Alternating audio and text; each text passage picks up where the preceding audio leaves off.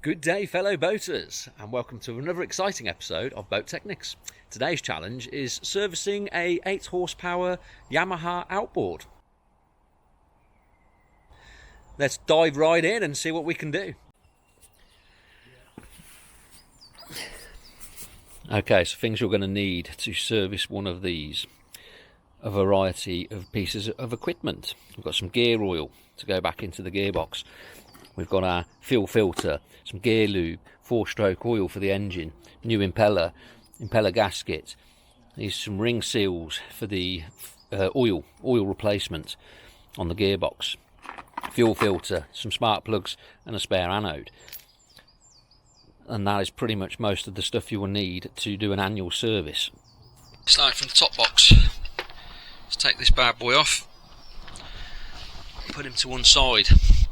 Now, if you're anything like me, you're going to leave the oil till the last, because obviously we want to run the engine up pretty much like most engine services you've seen me do, and obviously get it warm, get the oil nice and warm so we can extract it. Let's do the simple things first, so we don't have to get the engine hot while we're working on it. Fuel filter.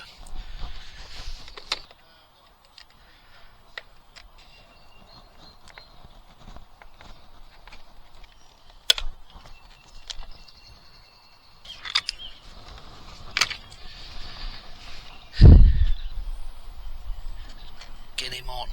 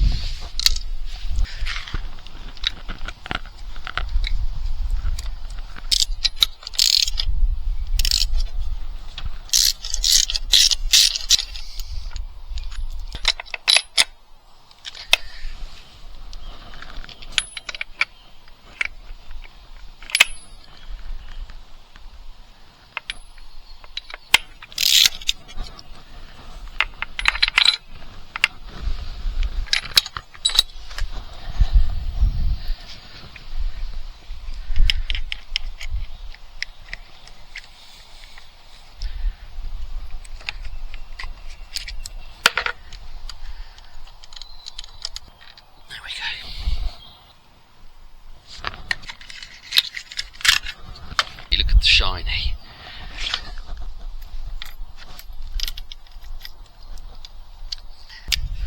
Grabbing our socket and our ratchet. Now remember, torque doesn't have to be a lot, just nip it.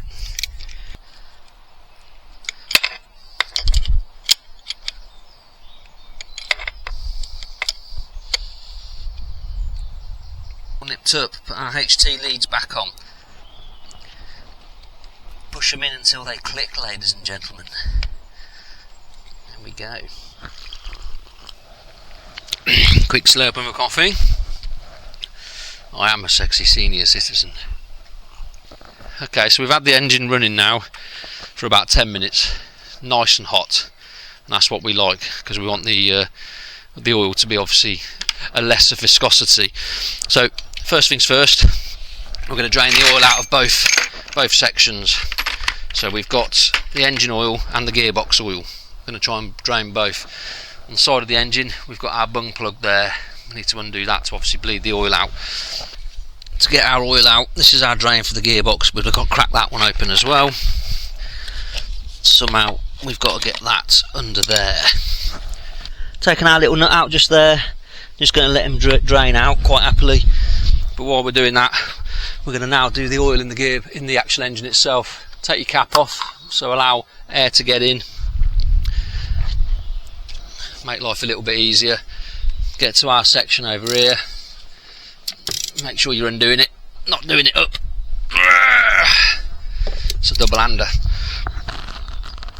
There we go. Crack him off, and obviously by taking the cap off the top of the oil, or the oil filler cap off, we're creating an airflow, so the oil should come out. Oh yeah, look at that. Not really that bad, but nonetheless we're changing it out. As you can see, it doesn't take a lot. It's only about 800 millilitres. So hey presto. Let's grab our rag because we're coming to the end. Oh, that's nice and warm, that's what we like.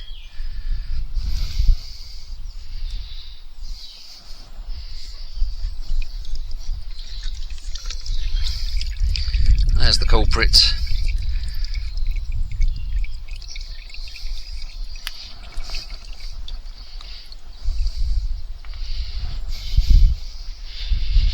Could have worn a pair of gloves, couldn't I? Nonetheless.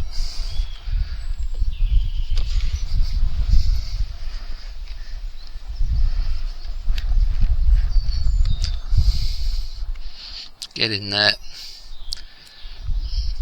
Got our oil out, so we're just going to bung our oil pan plug back in. Same again. Fragile block. Just nip him up.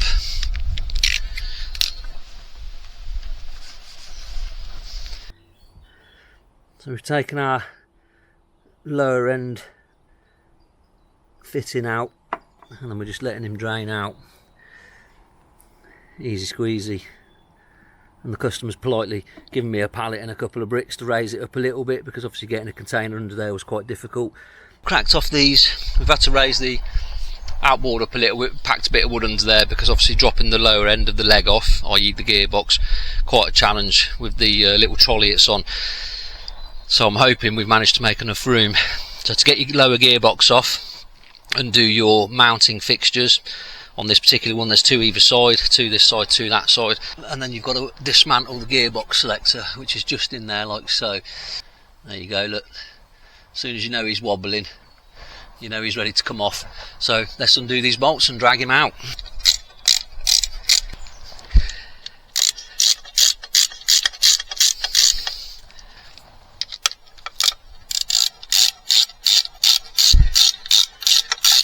Okay, so as you can see, we've got 3 bolts out, gearbox is still on.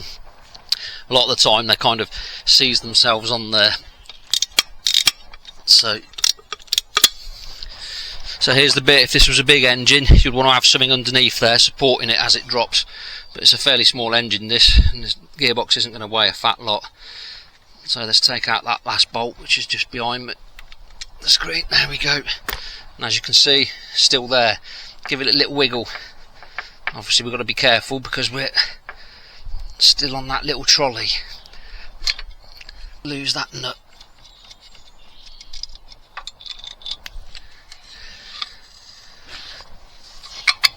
There we go. As you can see, I don't think that's been out in a while. Let's put our little blanking plugs back in for the time being.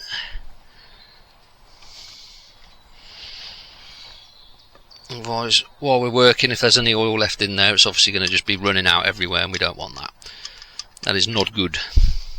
And now we can take off the impeller and have a little look what's going on in there. It's relatively clean. The customer's quite good at maintaining, so when he takes it out in the ocean, I think this is actually for a little tender, but he's quite religious, and when he comes back he actually does do what a lot of people don't, and he does flush it out when it goes into hibernation. So let's take this off. This is the impeller housing. Let's whip this one off.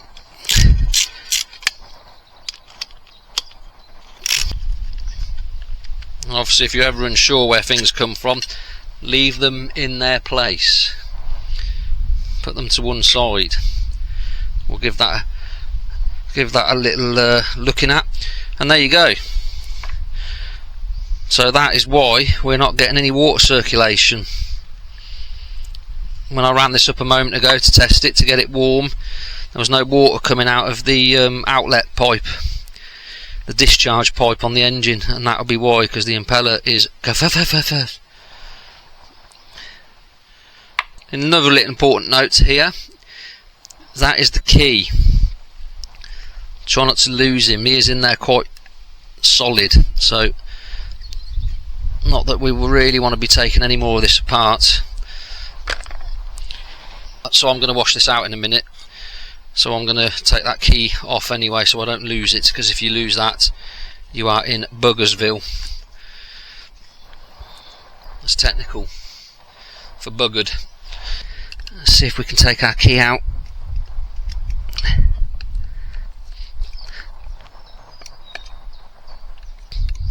Which we can.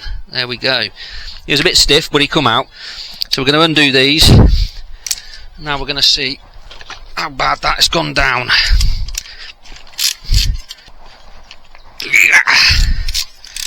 Strength of 10 tigers and a fish.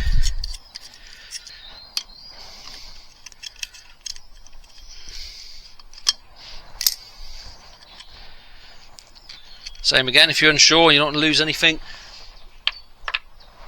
put your bolt safely somewhere to the side. Impeller plate comes off. It's not actually too bad, there's a little bit of wear on there, but it's not that bad.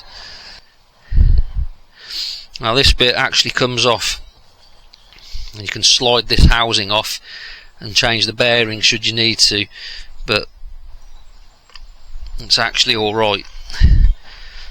So we're just going to clean this up, give it a little bit of a wipe over, see how we get on. Yeah, I wonder how much of that I missed.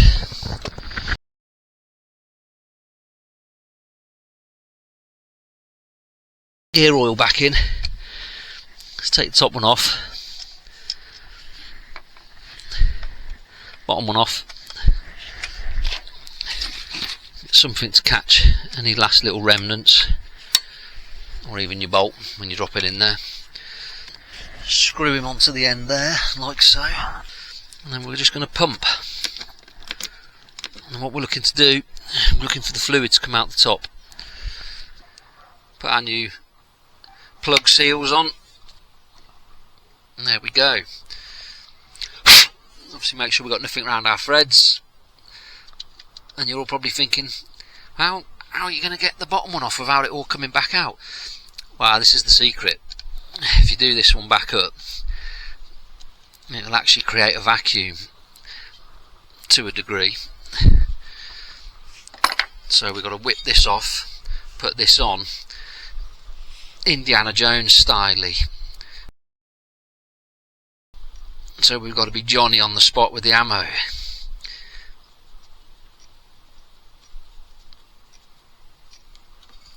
And there we go. Shove it in as quick as you can, lad.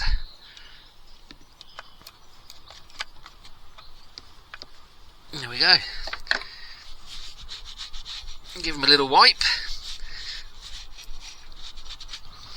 And there we go. That's the end. Gearbox oil done. Lovely jubbly.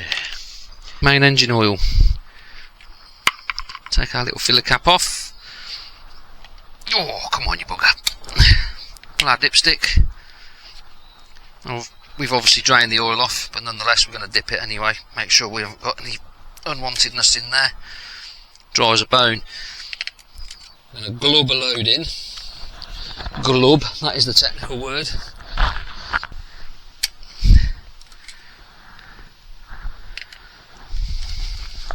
A little bit more glubbing.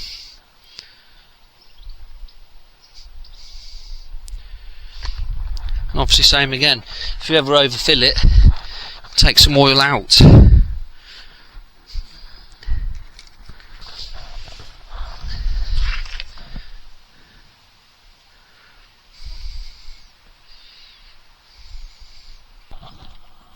Give it a little dip. Oh, look at that. Bang on, perfect. Put our stick back in. Put our cap back on. He says, there we go. I think we're ready to rock and roll. Gearbox done, oil done, spark plugs done, impeller done, fuel filter done. Let's run it up and see what it does. And there we have it, ladies and gentlemen. Do you like my long nose pliers for the emergency cut off? Oh, I tell you what, engineering at its best. So there we go. Gear selector. Forwards. Doesn't it sound lovely? Neutral. Reverse.